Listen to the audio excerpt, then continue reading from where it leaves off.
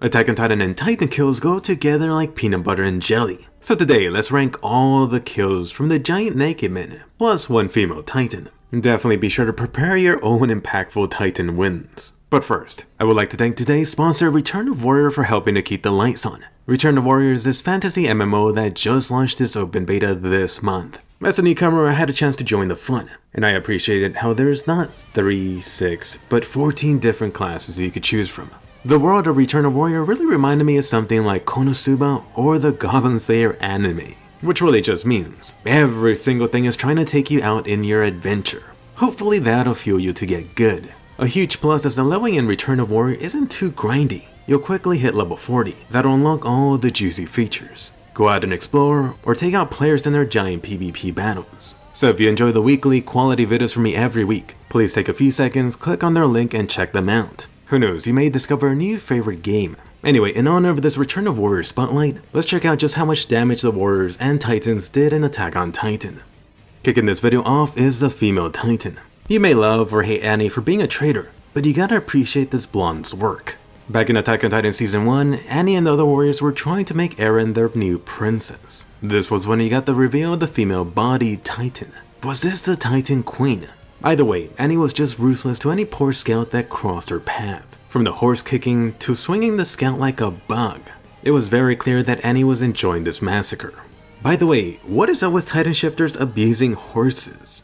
Switching over to the Papa Titan, you got Titan Grisha's rampage on the royal family. Naturally, Grisha wasn't too happy about their Titan secrets, so he had to take the founding Titan by force. Once he got what he came for, Grisha just wanted to be careful enough, so he pancaked the entire Ray's family. Yummy. Of course, the blood removed from the anime version. Shield your eyes. Somehow Grisha let the cockroach rod get away. Good job right there, Grisha.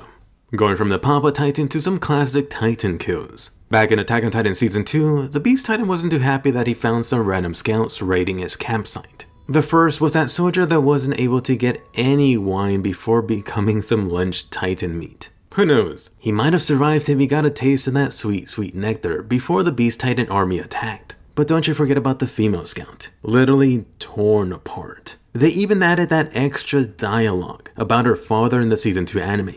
Wasn't that just going a little too dark? I mean, even the director mentioned he perhaps went a little bit too far by adding that extra dialogue, which could imply other things. To give him some credit, it did make it more memorable. Sticking with Attack on Titan Season 2, you got that super finale of the Clash of the Titans. The Survey Corps was actually being held by some super inexperienced soldiers from the other two lazy divisions. One standout Titan kill was this one. I mean, just look at the horse, he's almost smiling. See, the horses were working with the Titans the whole time. Going back to the simpler times in Attack on Titan Season 1, let's revisit the Trost battle. So many soldiers died here, but I always think back to this one scout. It happened towards the end, almost when Eren had plugged up Wall Maria. You had Mikasa, Armin, and a bunch of other scouts just clearing the way for humanity's Titan. Briefly, you saw the scout grabbed and about to be eaten. But what's this, a few seconds later, this guy's superior pulled the guy out from the Titan, only to get beheaded and eaten himself. So kudos for this guy. He could have really just left the guy there, then stabbed the distracted Titan. Switching back to the Beast Titan going on a monkey rampage. I wasn't joking about him being pissed off. The Beast Titan army clearly wasn't enough, which is why the Beast Titan switched over to baseball mode. He quickly stoned some of the scouts. Too bad too, they instantly died on top of the castle. They had no idea what hit them. Bonus points too for making the horse into lunch meat. This monkey Titan really likes playing with his rocks, doesn't he? Turning back the time clock, I gotta put the Colossal Titan who kicked off this story on here. You thought the walls could keep them out, didn't you? However, you were gravely mistaken. On one quiet day, you had the massive 60-meter Titan appearing, just peeking his head over the walls. Really seemed like a godlike being in this Titan-filled world. Of course, the warrior's only mission was to create a hole in the wall, where they wouldn't bother the other sleeping Colossal Titans. As for that super kick, has there ever been a more impactful kick in anime history? This guy just killed a ton with that super smash. We had boulders that were sent flying, smashing into buildings, squishing people, and pinning down one Carla. Who knows, perhaps he ended up getting lucky just dying off early. Now going back to before even Attack on Titan Episode 1, here's a death that's often overlooked. It happened with the warrior group. Before the warriors secretly invaded the walls, it was a total of 4 kids. Reiner, Annie, Bert had a mission, but they were all being led by Marcel. And I know what you're thinking, who the hell is Marcel? Attack on Titan Season 2 showed you Marcel from Reiner and Ymir's past flashbacks. Marcel was the original Jaws Titan holder. The naive warrior scouts were just camping on top of a freaking Titan. Ultimately, Reiner was a target, but Marcel took the hit instead. Marcel then just became a tasty Titan snack. Ymir became the new Jaws Titan, and the rest was Titan history. Talking about Marcel, he actually reminds me of this next kill. Back at Trost, the scouts thought everything was a-okay once Eren plugged the Walrose's hull. What they had no idea of was who got taken out off screen. A little bit later, as part of the cleaning crew, Horseface found his buddy Marco. That's right, not everyone gets this glorious death. Marco right here is a great example. Just dying off screen, he got his face eaten, only half. There's actually a funny story about this tragedy. Isayama claimed that he stopped drawing Marco here when he got tired of drawing this dead guy. That is why you got half of Marco here. Yeah, I'm not even joking.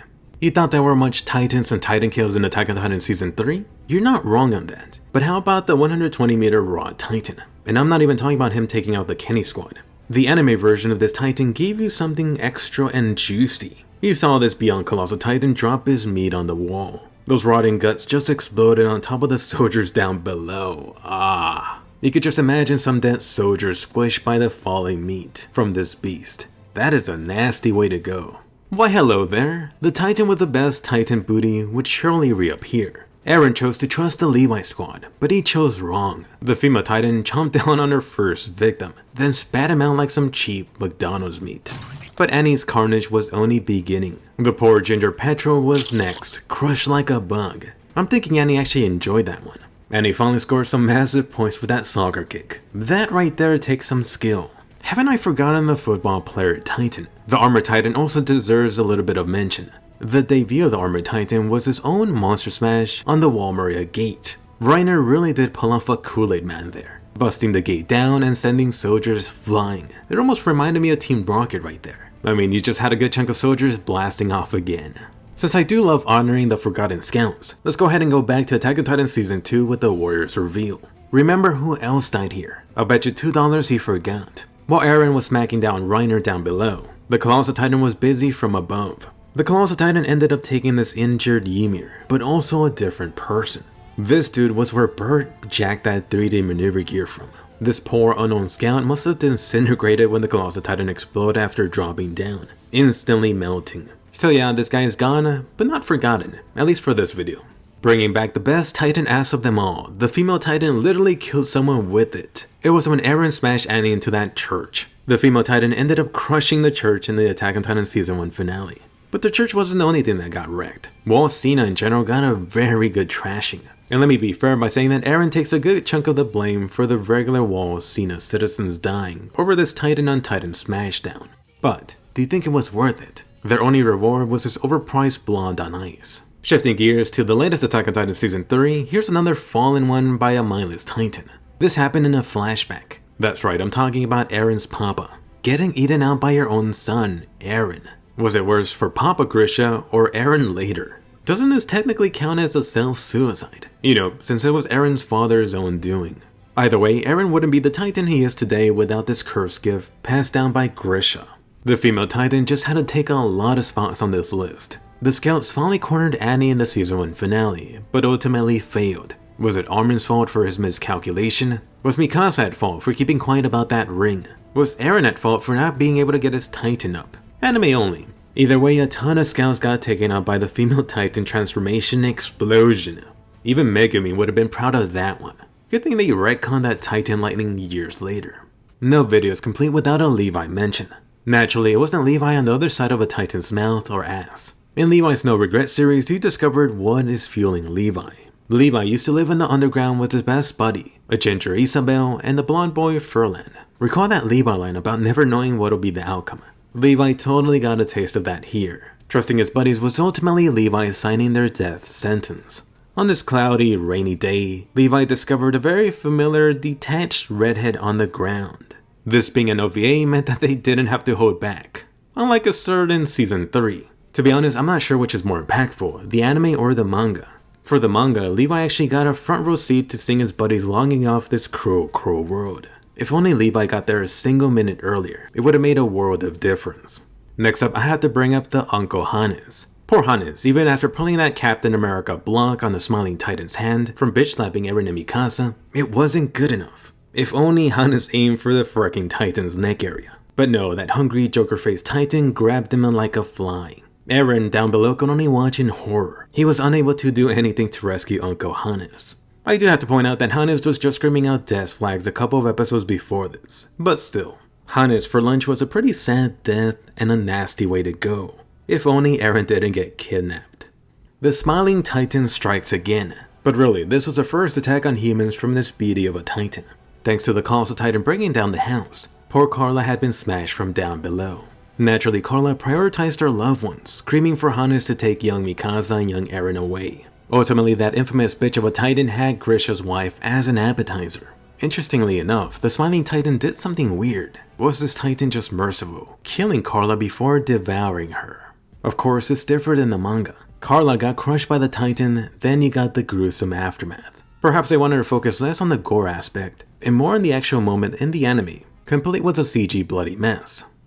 Before getting to the top Titan kill, here's an honorable mention. I do have to bring up Erwin in Attack on Titan Season 2. The finale just showed you Erwin getting treated like a chew toy by this random Titan. Little did Erwin know that he would suffer even more in the follow-up Season 3. Can this one-armed commander get a freaking break? As for the top Titan kill, I have to give it to Mike's death in Attack on Titan Season 2. To be honest, Mike's demise here has grown on me even more and more as time went on. Keep in mind that this was humanity's second top soldier. Perhaps top soldier if Levi wasn't hacking. Ultimately, Mike let his guard down against that Bigfoot Titan. Over the years, I've seen Mike get a lot of crap about this. But could you really blame him? Mike had already accomplished his task of wiping out enough of these smaller Titans. All he had to do was hop on his horse buddy, then escape. But no. That fricking bastard of a beast Titan threw a fricking horse at him. And you know how good his aim is. I mean, even Levi would have been surprised by that move. And you know the rest is history. The veteran soldier got his legs crushed, but it wasn't over just yet. Mike's suffering continued a good while longer. In the end, Mike got torn apart by the Beast Titan army minions. And just to rub more salt on the wound for poor Mike, not even a mention again in the anime Sensen. I guess they must have been like, well, Levi's still alive, so we're still fine. Hey Mikasa, you're number 2 now. Really quickly, here's a thank you to Return of Warriors for sponsoring this video. Please do me a huge favor and click the link to check out their website. And I do have to emphasize how much sponsors really help out, especially for someone like me who's trying to save up to become a YouTube creator full-time. So if you enjoy the weekly videos, please check out their link. But anyway, question of the day. What was the most impactful Titan kill for you? Whether it was a gruesome bloody kill or an emotional one. Post it below and I'll heart any comment if you give me your top 3 or top 5. Double the love if you check out the sponsor. Anyway, give this video a colossal thumbs up and subscribe. If you're new to the channel, you can enjoy weekly juicy Attack on Titan videos here. The new Attack on Titan chapter is right around the corner, so my prediction video will be out soon. Don't forget there are other amazing anime out there. Find out the best ones from 2018 and I'll see you guys later.